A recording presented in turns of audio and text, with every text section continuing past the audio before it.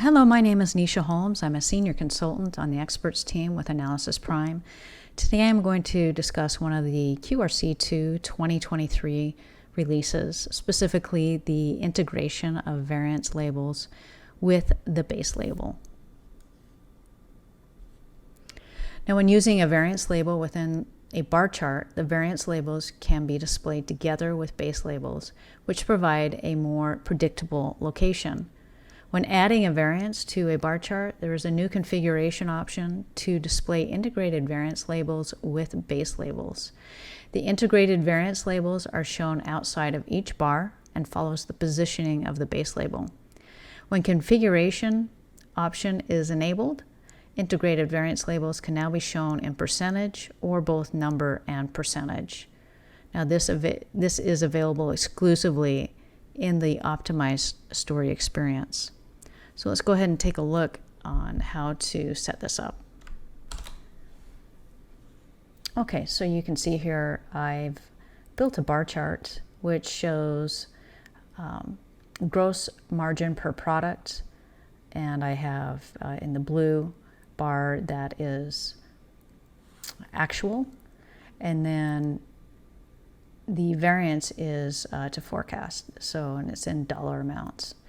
So as you can see, it's not really the best the way it's automatically set up within the system.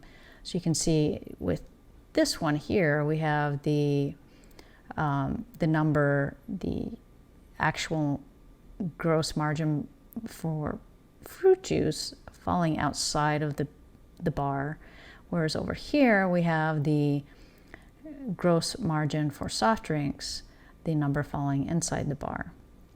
So to make that more predictable and clearer for the audience, what we're going to do is go down to the variance that I have already established for this or set up.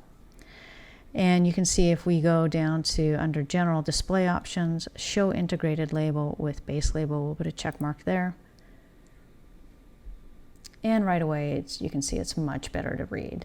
So now we have the gross margin. The first one is, we have that, the first number outside of the bar chart, or excuse me, the bar, and then the dollar variance next to it.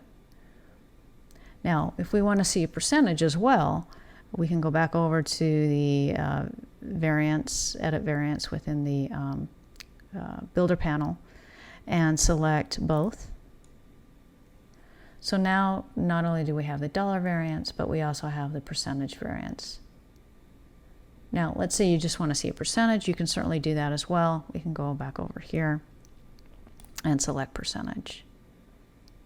And you can just see the percentage. So I think this is going to provide a much better bar chart for displaying variances and for the reader and your target audience, and they'll be able to see and understand your bar charts better.